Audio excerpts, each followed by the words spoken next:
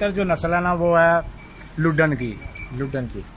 हमारा जो सियालकोट का पानी है उसमें आकर सबसे ज़्यादा जो दूध जानवर देता है उसमें लुड्डन का जो जानवर है वो यहाँ आकर सबसे ज़्यादा दूध देता है। ठीक है। बताया कि लुड्डन की जो भैंस है वो हमारे इलाके में ज़्यादा दूध देती है। जी जी। इसके अलावा कौन सी नस्लें अच्छी नस्लें काउंट होती हैं आपके? उनमें से ये नीली रावी की भैंस है, ठीक है, जो आकर यहाँ पे सबसे ज़्यादा दूध देती है। तकरीबन 7 से 8 माह उसकी एवरेज 10 से 12 किलो रहती है। ठीक है। बाकी उकाड़ा की नस्ल है वो 4 से 5 माह जो है वो दूध ज़्यादा देती है, उसके बाद वो बैठ जाती है। ठीक है। उकाड़ा की नस्ल 4 से 5 माह नीली से ज़्यादा दूध देती है। हाँ, और यानी उसके 12 महीने हो गए। हाँ जी। और नीली के 8 महीने हुए। हाँ जी। उकाड़े वाली नस्ल की जब वो ज्यादा से ज्यादा दूध दे रही होती है कितना दूध होता है उसका? तकरीबन 14 से 15 किलो देती है। और नीली रावी 12 किलो? 12, 13, 14 देती है। लेकिन जो नीली रावी की भैंस है उसका पीरियड जो है ना वो लॉन्ग होता है। उकाड़ा नस्ल का जो पीरियड है ना दूध देने का वो कम होता है। उकाड़ा नस्ल का 8 महीने का, नीली रावी का 12 महीने का। जबकि उकाड़े की नस्ल दूध 1-2 किलो ज्यादा देती है। ठीक है। इसके अलावा जो फैसलाबाद के इलाके की भैंसें हैं उनके बारे में आप क्या कहते हैं? फैसलाबाद की जो भैंसें हैं वो फैसलाबाद उसके बाद बूरा में दूध देती हैं ज्यादा। सियालकोट में आकर वो इतना दूध नहीं देती जितना वो वहाँ पे देती हैं। ठीक है। जानवर हमारे पास हैं लेकिन वो उस कैटेगरी में नहीं आता जो वो टॉप लेवल पे भैंसें दूध देती हैं। ठीक है। आपने तो सारी नस्लों की भैंसें रखी हुई हैं, क्या ये आप उधर जा के लाते रहे? हाँ, इधर से लिए हैं? वहाँ जाते हैं मुख्तलिफ इलाकों से। ठीक है। ये जानवर खरीद कर लाते हैं क्योंकि हमारा बेसिकली जो है ना वो दूध का काम है। ठीक है। आपने सबसे बेहतर मंडी किस इलाके को पाया? आरफ वाला। आरफ वाला? हाँ जी। वहाँ से अच्छी भैंसें मिल जाती हैं? अच्छी नस्ल की भैंसें मिल। वहाँ मंडी लगती है? हाँ जी। मंडी का नाम कोई बता सकते हैं? और दिन? आरफ वाला मंडी है वो वहाँ पे मशहूर है, अड्डे के ऊपर ही मंडी लगती है। और दिन कौन सा? दिन 10, 11, 12 तारीख हर माह की है। हर माह की 10, 11, 12 तारीख को आरफ वाला मंडी लगती है अड्डे के ऊपर। और वो इनके ख्याल में बेस्ट है। और मेरे ख्याल में जिस बंदे ने इतने ज़्यादा लाखों से भैंसें खरीदी हों और उसका तजर्बा भी हो तो उसका तजर्बा कोई बेमानी नहीं हो सकता। अच्छा सर, ये बताइए, आपने कहा कि हमारे इलाके में लुड्डन की नस्ल अच्छी चल रही है क्योंकि वो एडजस्टेड है। उसकी औसतन दूध की पैदावार कितनी है यहाँ पे? उसकी यहाँ पे हमारे इलाके में 15 से 16 किलो फी यौमिया जो है ना वो दूध देती है। ठीक है। आपकी 150 भैंसों में जो सबसे ज़्यादा भैंस दूध देती है वो कितना देती है? हमारे पास जो सबसे ज़्यादा भैंस दूध है वो 20 से 22 किलो है। 20 से 22 किलो? हाँ जी। वो कौन सी नस्ल की है? वो भी लुड्डन की भैंस है। वहाँ से मैं 6 भैंसें लाया था जिनमें से 2 भैंसें ऐसी हैं जो 20 से 22 किलो दूध देती हैं। ठीक है। हम चाहते हैं कि आप नाजरीन को वो 2 भैंसें दिखा दें ताकि पता चल सके कि इस नस्ल की शक्ल जो है वो अच्छी है। हाँ जी। ये जो स्क्रीन के सेंटर में आपको 2 भैंसें नज़र आ रही हैं ये लुड्डन के इलाके की भैंसें हैं और माशाल्लाह 20 से 22 किलो रोज़ाना का दूध इन भैंसों ने इन बाई के डेयरी फार्म पे दिया है। तो ज़रा गौर से देख लीजिए। हम आपको इनकी बैक साइड से दिखा सकते हैं। तो माशाल्लाह ये एक हड्डी वाली भैंस है। ये जो आपसे मैं कहा करता हूँ ना एक हड्डी वाली भैंसें अच्छी होती हैं, तो ये देख लीजिए है भी एक हड्डी वाली। और इनके जो जिसको पुट्ठा बोलते हैं आप, पुट्ठा भी ज़रा गौर से देख लीजिए। पीछे से ये कैसी आपको नज़र आ रही हैं। तो फ्रंट साइड से तो अभी मैं आपको दिखा नहीं पाऊँगा क्योंकि जब भैंसों के करीब जाए तो ये डर जाती हैं। तो ये गौर से देखिए, मैं ज़रा इनको जूम कर रहा हूँ आपके लिए, देख लीजिए।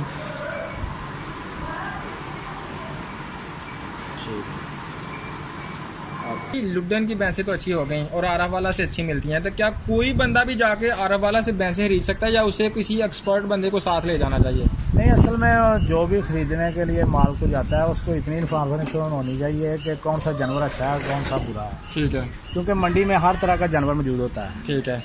उसमें से जो दूध वाले जानवर हैं वो उनकी कैटेगरी अलग होती है। जो दूसरे जानवर हैं जिनमें से पछड़ को माल कहते हैं वो अलग होता है। ठीक है। क्योंकि वहाँ पे पोर्शन वाइज मंडी होती है। ठीक है। अच्छा, कोई दूध देने वाली भैंसों की कोई मोटी मोटी निशानियां बताएंगे कि ये निशानियां मौजूद हों तो इससे मुराद होगा कि भैंस अच्छी है? भैंस अच्छी जो दूध देने वाली है उसका एक तो जो बॉडी है ना उसकी, उसमें जिसमें एक हड्डी वाली भैंस बोलते हैं, उसके अलावा उसकी आँख जो है ना वो गोल और सफ़ेद होनी चाहिए। ठीक है। जो उसका मुंह है वो ब्रीक होना चाहिए, गर्दन, और एक सराई नुमा उसका जिस्म होना चाहिए जो भैंस है। ठीक है। अच्छा, आजकल आप दूध देने वाली भैंसों को क्या चारा दे रहे हैं और जो दूध नहीं देती उनको क्या चारा दे रहे हैं? आजकल जो दूध देने वाली हैं उनको पहले तो हम तूड़ी और वांड देते हैं। दूसरे नंबर पे सब्ज़ चारा जिसमें मक्की और चरी नुमा जो चारा है वो दे रहे हैं। ठीक है। और जो सूने वाली हैं उनको आजकल जो है ना वो हम चारा सब्ज चारा ही डाल रहे हैं, तूड़ी नहीं दे रहे उसको। ठीक है। उनको तूड़ी ना देने की कोई खास वजह है? खास वजह यह है कि तूड़ी जानवर को खिलाने से जो दूध है वो गाढ़ा होता है, ठीक है। उसमें फैट की मकदार बढ़ जाती है। ठीक है। सूने वाले जानवर को सब्ज चारा इसलिए खिलाते हैं क्योंकि उसको ज्यादा कब्ज ना हो, जानवर ठीक है, गर्मी महसूस ना करे, प्रॉपर चलता रहे, प्रॉपर मतवाजन गज़ा है वैसे भी है। सब्ज़ चारा। अच्छा भाई, कितना वंडा डालते हैं कि ताज़े सूए हुए जानवर को आप, जो मतलब कि रूटीन में दूध दे रहा है? हाँ जी, वो दूध के हिसाब से जो है ना वो वंडा देते हैं। 12 किलो वाली भैंस को कितना? 12 किलो वाली भैंस को हम 6 किलो वंडा डालते हैं। 6 किलो वंडा। वनडे में कौन सी? वनडे में फीड है, उसके अलावा ये बनौरा खाल है, ठीक है। उसके बाद ये दलिया है, ठीक है, मुख्तलिफ किस्म का, और मक्की का कुछ बनाया हुआ है हमने मिक्स करके, मक्की और चने का ठीक है, चक्की से पीस कर वो वंडा बनाया जाता है, वो हम खुद डालते हैं। फीड भी डालते हैं और दलिया हाँ जी। दिला के वो भी दिलाते हैं। वो भी डालते हैं। जो दूध दे रहा हुआ जानवर है उसका वनडे का और खुराक का खर्चा आपको कितना पड़ जाता है? तकरीबन पर डे जो है ना वो 1000 से 1200 रुपया जो है ना वो एक जानवर का आता है खर्च। खर्च उसमें लेबर कास्ट भी शामिल है। हाँ जी। अगर 1200 रुपया खर्चा आ जाता है तो 12 किलो वो दूध देता है पूरे दिन में, तो ओवरऑल फिर इसमें फ़ायदा है या नुकसान? आपका फ़ायदा तो ये है ना कि अगर एक जानवर भी 100 रुपया भी छोड़े तो वो जिम्मेदार के लिए, अगर 100 जानवर का शेड है तो उसके लिए वो 100 रुपया जो वो 10,000 पर डे बन जाता है। उसमें से अपने वो दूसरे घर के और माल के ऊपर से मेडिकल के लिए सब कुछ जो मैनेज कर लेता है। ठीक है। 150 जानवरों को संभालने के लिए कितने जिम्मेदार बंदे, वर्कर्स की ज़रूरत है जो काम करने वाले हैं? 8 आदमी। 8 आदमी। हाँ जी। 8 आदमियों की आजकल जो औसतन मजदूरी पड़ जाती है, आपको कितनी पड़ जाती है? 8 आदमियों को मैं जो सैलरी देता हूँ वो 17,000 बेसिक सैलरी देता हूँ। उसके बाद खाना, रहाइश, मेडिकल, आने जाने का रेंट सब जो है 20,000 में पड़ जाए। हाँ जी, 20 से 25,000 में जो है ना पड़ जाता है। आदमी पड़ जाता है। ये इनके हरारत आ गई। इन जानवरों को जो रोज़ाना आप चारा सब्ज़ दे रहे हैं, जो दूध नहीं दे रहे, टोटल दूध ना देने वाली भैंसें कितनी? 25 भैंसों को सब्ज़ चारा कितना खिला देते हैं रोज़ाना? 30 से 40 मन चारा जो है ना वो सब उनके लिए खा जाते हैं। तो ये दूसरी भी सब्ज़ चारा खाती हैं हाँ दूध जी। वाली? ये अभी कितना वो खा लेते हैं? इनके लिए भी आ रहे, ये फी जानवर के हिसाब से हम 14 किलो जो है ना सब्ज़ चारा सुबह और 14 किलो शाम को इनको दूध देना है। वाले? हाँ जी। अच्छा भाई, ये बताइए कि कुल 150 जानवरों के लिए आप जो अपनी खुराक का ज़हीरा करते हैं, तूड़ी की शक्ल में, चारे की शक्ल में, वो कितना करते हैं एक सीज़न के लिए? एक सीज़न के लिए जो तूड़ी है वो 1000 से 1200 मन तूड़ी हम स्टोर करते हैं। ठीक है। बाकी जो सब्ज़ चारा है वो 20 से 25 एकड़ जो मक्की और चरी वगैरह ना वो हमने बोई हुई है। ठीक है। कुछ दूसरा जिसमें से टांचर वगैरह है वो भी हमने लगाया हुआ है जो इन जानवरों को खिलाना है। ठीक है। अच्छा, ये जो दूसरे जानवर हैं, मतलब दूसरा सीज़न है बरसीम का, उसमें हाँ जी। बरसीम कितना काश्त करते हैं? बरसीम भी तकरीबन 20 से 25 एकड़ बरसीम हम काश्त करते हैं। इस चारे से आपके जानवरों का सारा साल गुजारा हो जाता है? हाँ जी। ख़त्म तो नहीं होता? नहीं होता। ठीक हो गया। जानवरों की हिफाजत के लिए कोई टिप्स दें अपनी तरफ से, जो देसी टोटके आप इस्तेमाल करते हैं? देसी टोटके में यही है कि जानवर को रोजाना जो देखना चाहिए, चेक करना चाहिए, उसकी खुराक को चेक करना चाहिए। और सबसे मेन चीज़ है वो जानवर को पानी, क्योंकि ये वाटर एनिमल है, इसका पानी के लिए बहुत ख्याल रखना। जितने भी शेड आप बनाए उनमें पानी का रेंज सबसे ज़रूरी है। ठीक है। पानी से मुराद आप ले रहे हैं उनका हौज, जहाँ पे इन्होंने नहाना है? नहाना है और पानी पीना है। ये सबसे बेसिक जो डेयरी फार्म है इसके लिए सबसे बेसिक चीज़ है। बड़ा इंपॉर्टेंट पॉइंट बताया जी। भैंसें रखने वाले हजरात के लिए ज़रूरी है कि वो इनके लिए तालाब बनाएं जहाँ पे भैंसें नहा सकें, क्योंकि ये पानी को पसंद करती हैं। इसके अलावा अगर कोई भैंस जिसने अभी बच्चा देना है, डिलीवरी से कोई 1-2 महीना पहले, उसको क्या चीज़ें देते हैं आप लोग?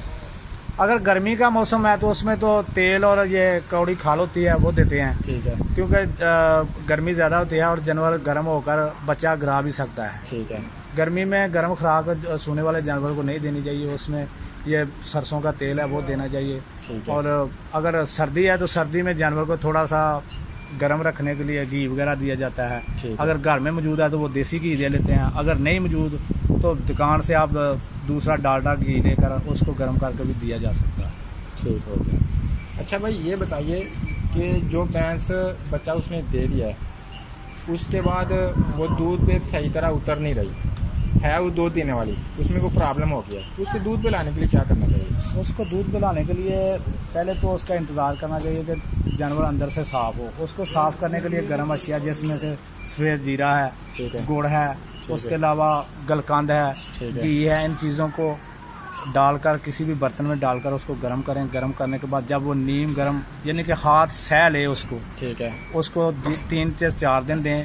वो डंगर जानवर जो है वो अंदर से गर्म हो जाएगा, ठीक है, वो हट वगैरह बाहर निकाल देगा तो वो दूध पे आ जाएगा। ठीक है, अगर कोई और मसला है मेडिकली तो उसको डॉक्टर को चेक करवाना चाहिए, और उसका ठीक है। टेम्परेचर देखना चाहिए, ठीक है, ब्लड प्रेशर चेक करना चाहिए। ठीक हो गया। इन जानवरों में, इन भैंसों में टोटल आपने कितने भैंसे रखे हुए हैं, कितने सांड रखे हुए हैं जो इनकी ब्रीडिंग के लिए काफ़ी हैं, या फिर आप डॉक्टर से करवाते हैं? डॉक्टर भी आता है और एक जो है ना मैंने भैंसा रखा हुआ है इनको। ठीक है, एक काफ़ी है इनके लिए? काफ़ी तो नहीं है लेकिन डॉक्टर भी आते हैं क्योंकि नस्ल चेंज करने के लिए जो है ना वो टीके वगैरह रखवाते हैं डॉक्टर से भी। ठीक है, जो हमारा जो काउंसलर लेवल पे जो हमारा डॉक्टर है वो आता Veterinary? रहता है। हाँ जी। कुछ लोग कहते हैं कि ये जो डॉक्टर हजरात हैं इनके ऊपर हम ट्रस्ट नहीं कर सकते, इनसे नस्ल किसी का इंजेक्शन लगवाया होता है निकल कोई आती है, ये रियलिटी नहीं बताते, तो इस सिलसिले में आप क्या ऐसी कहेंगे? चीज़ नहीं है। डॉक्टर अच्छे भी हैं और बुरे भी हैं। जो रोज़ाना के बेस पर जिस तरह एक फैमिली डॉक्टर बन जाता है, जिसको रोज़ाना के तो लेवल पे जो डेरे पे आता है उसको पता होता है वो जानवर कि टीका कौन सा मैंने रखा और उसका रिजल्ट क्या आया है। ठीक है, ठीक है, ये ऐसी चीज़ नहीं है कि डॉक्टर कोई फ्रॉड नहीं करते। जिस तरह का वो कहते हैं उसी तरह का वो इंजेक्शन रख देते हैं। अपने जानवरों की सुबह से लेकर शाम तक रोजाना की रूटीन बता दें। सुबह भी इनको पहले तूड़ी और वंडा खिलाते हैं, उसके बाद इनको सब्ज़ चारा देते हैं, फिर हमने दूध इनका दोना होता है तो उसके बाद इनको तालाब में छोड़ देते हैं। तालाब से आते हैं तो फिर शेडों के अंदर लगाकर, ऊपर पंखे लगे हुए हैं, आपने देख लिया, हवादार शेड हैं हमारे बिल्कुल। तो तकरीबन 12 से 1 बजे इनको दोबारा फिर तालाब में छोड़ दिया जाता है। ठीक है, वहाँ से आते हैं फिर इनको तूड़ी और वांडो, उसके बाद सब्ज़ चारा है, ठीक है, और 4 बजे तकरीबन फिर दोबारा इनका दूध दोने का काम शुरू हो जाता है। ठीक। उसके बाद शाम को फिर इनको पानी के लिए छोड़ा जाता है, पानी पिलाकर इनको फिर रात को बांध दिया जाता है। और काम खत्म। हाँ जी। आपके पास कुल दूध देने वाले जानवर कितने हैं जो दूध दे रही हैं इस वक्त? 70 में से आपको रोजाना कितना दूध हासिल हो जाता है? तकरीबन 14 मन दूध है जो हमारा सुबह और रोजाना- शाम का? हाँ जी, 14 मन दूध जो होता है। सुबह शाम आप? हाँ जी। ठीक है। शेड के बारे में आप क्या कहेंगे? शेड किस तरह का होना चाहिए, कच्चा, पक्का या लोहे का? बेहतर तो जो है वो आजकल जो जिसकी ज़रूरत है इस चीज़ की वो तो हवादार शेड हैं। उनमें से जो स्टील स्ट्रक्चर आजकल जो डेयरी फार्म में बन रहे हैं वो मशरक़ और मगरब की तर्ज में जो बनाए जाते हैं वही सबसे बेहतर है। हालांकि हमने ये काफ़ी सारा पैसा इन्वेस्ट किया है लेकिन मेरे हिसाब से ये गलत है। अच्छा, इसके लिए मशरक़ और मगरब साइड में स्टील स्ट्रक्चर के शेड होने चाहिए और हवादार होने चाहिए। आप उसको इसकी निस्बत बेहतर समझते हैं? बेहतर समझते हैं। इसमें पैसा ज़्यादा लगता है या उसमें? इसमें पैसा ज़्यादा लगता है। इसमें पैसा भी ज़्यादा लगता है लेकिन इसमें वो सहूलियात भी नहीं है सहूलियत जो नहीं है वो जो ओपन लोहे शेड में जो स्टील स्ट्रक्चर में है ना उसमें है। ठीक हो गया। तो लिहाजा नाज़रीन अगर आप समझते हैं कि आपने डेयरी फार्मिंग करनी है तो इनकी राय है कि आप स्टील स्ट्रक्चर वाला शेड बनाइए। ठीक हो गया। अभी मैंने ये बाहर मट्टी डाली हुई इसलिए वहाँ पे शेड लगवाने लगा हूँ। ठीक है। मैंने आपसे बड़ी ज़्यादा मालूमात ली हैं, अपनी तरफ से कोई ऐसी मालूमात दें जो डेयरी फार्मर हजरात के लिए ज़रूरी हैं, जो मैंने आपसे नहीं पूछी, जो आप समझते हैं कि ये बात डेयरी फार्मर हजरात को पता होना चाहिए या नए बंदों को पता होनी चाहिए। और डेयरी फार्म सर, कामयाब डेयरी फार्म बनाने के लिए एक तो जो कटरा बछड़ा है उसको बचाना बहुत ज़रूरी है। ठीक, असल जो हमारी कमाई है ना डेयरी फार्म में वो है छोटी जो हमारी नस्ल है उसको बचाना। ठीक है। नंबर 2 इसमें पॉइंट है कि जो जानवर हैं उनको उनका क्रॉस और ब्रीडिंग करवाना बहुत ज़रूरी है, और उनकी निगहदाश्त करना बहुत ज़रूरी है। 4 से 5 माह जब दूध दोते रहें तो उसके बाद जानवर के ऊपर नज़र रखनी चाहिए, उसको क्रॉस करवाना चाहिए भैंसे से करवा लें या डॉक्टर से, क्योंकि 4 से 5 माह के बाद जानवर हर एक जानवर जो हीट पे आता है, ठीक है, वो जो मालिक है उसकी नज़र होती है कि वो जानवर को पहचान लेगा कि जानवर हीट में आया हुआ है या नहीं आया हुआ। ठीक है। अच्छा भाई ये बताइए कि ये जो आप कटरे बछड़े की बात की बचाना चाहिए, अक्सर डेयरी फार्मर्स के मर जाते हैं, क्या करना चाहिए कि ना मरे? इनकी डेवलपमेंट सबसे पहले तो यह है कि इनको 1.5 माह तक सिर्फ दूध पे रहने देना चाहिए, पानी नहीं पीने देना इनको। ठीक है। 1 महीना या 1.5 महीने तक इनको पानी नहीं पीने देना चाहिए। ठीक है। सिर्फ दूध पे रहें और चारे पे रहें, पानी नहीं पीने देना। ठीक है। और उसके बाद इनकी डेवलपमेंट जिस तरह ये किरमों वाले दवाएं मुख्तलिफ मेडिसन मिल रही हैं वो इनको देनी चाहिए। ठीक है 3 से 4 माह के बाद ये बच्चे जो है ना वो वैसे आज़ाद हो जाते ठीक हैं, है। बीमारी से मौत से दूर हो जाते हैं। ठीक है। अच्छा भाई ये बताइए कि अगर कोई नया फार्मर है, ये तो पुराने फार्मर्स के लिए मालूमात हो गई, कोई नया फार्मर ये काम शुरू करना चाहता है, उसको जोटियाँ लेके ये काम करना चाहिए या बड़ी भैंसें लेके काम करना चाहिए? असल में जो हमारा इलाका है यहाँ तो भैंस जो भी फार्मर स्टार्ट में काम शुरू करना चाहता है उसको तो वो दूध देने वाली भैंसें हैं वही चला फार्म चल सकता है। लेकिन जो खुले इलाके हैं जिस तरह बूरा ब्याड़ी है, जी। कुकवाड़ा और दूसरे शहर हैं जहाँ पे इलाका खुला जी। है वहाँ पे जोटियों से काम शुरू करना चाहिए। ठीक है, ज़बरदस्त सर, ज़बरदस्त सर। लास्ट बात बता दें, ओवरऑल ये काम फ़ायदेमंद है या नुकसानदेह? फ़ायदेमंद है। मैं बेसिकली मैकेनिकल इंजीनियर हूँ। मैंने 11 से 12 साल बाहर काम किया और जिसमें सऊदीया, कायरो, दुबई में काम किया हुआ है, लेकिन फिर भी मैंने आकर यही काम जो है वो सजेस्ट किया और इसी के ऊपर मैंने प्रेफर किया क्योंकि ये एक समझ लें कि मेरा ख्वाब था और मेरा सपना था जो मैंने आकर किया। ज़बरदस्त ज़बरदस्त है सर, बहुत शुक्रिया, आपकी बातों का बड़ा मज़ा आया। आपका एक बार फिर बहुत शुक्रिया। अस्सलाम वालेकुम।